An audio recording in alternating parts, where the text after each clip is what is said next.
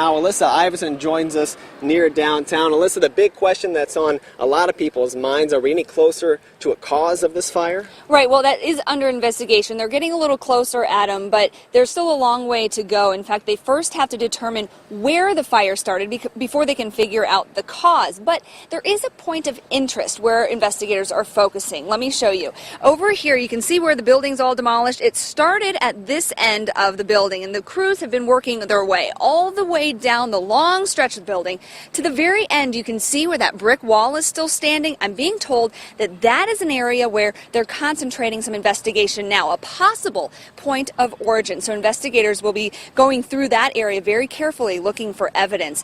Now, yesterday at this scene, focusing on where the fire was really concentrated and talking to witnesses, that allowed the investigators to determine where that point of interest might be. And in such a massive fire investigation, that is really helpful because they can narrow down the investigation to a certain area. Now, there have been some questions of if this is arson, but fire officials tell me they're still a long way from determining that.